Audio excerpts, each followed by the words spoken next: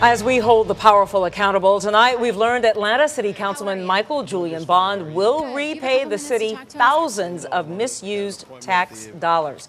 It stems from a city ethics investigation launched after 11 Alive's own investigation when our Katie Beck started asking questions. Katie?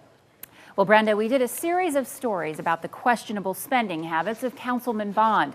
We even followed him on 2 out-of-state trips that were paid for with city dollars. Money used on those trips is part of the more than $15,000 Bond will now repay the city to settle his ethics case.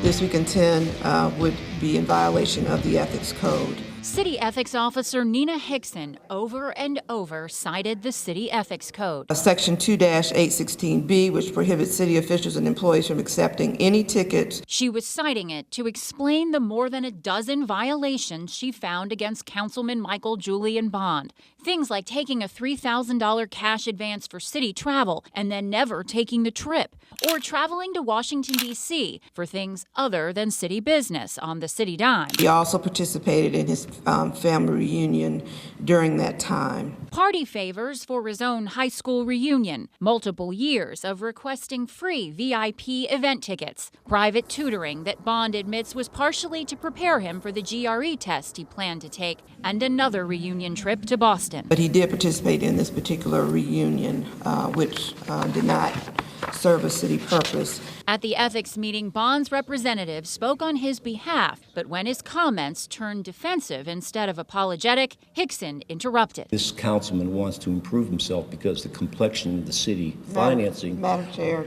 I'm sorry. No, okay, well, let me just finish this. He proceeded to say Bond is ready to move on.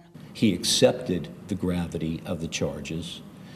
There was the discussion of the settlement, and he wants to put this behind him. Now, while Bond did not attend his settlement hearing, he did issue a public apology statement. He said, "I do acknowledge that I am responsible for the appearance of conflict of interest and violations of the Code of Ethics. Accordingly, I accept full responsibility for my actions and for the operations of my office." The Bond has also repaid the city more than $11,000 to pay back the funds he spent. He will now owe a remaining $3,900 in fines. And is there a timeline on when he pays that? We're told there isn't an exact timeline, but these will come from payroll deductions, and it could take up to a year to get that score totally settled. Wow, but this pretty much closes the book on this now. This is the end of the investigation. All right, Yeah. Katie, thank you. Thanks.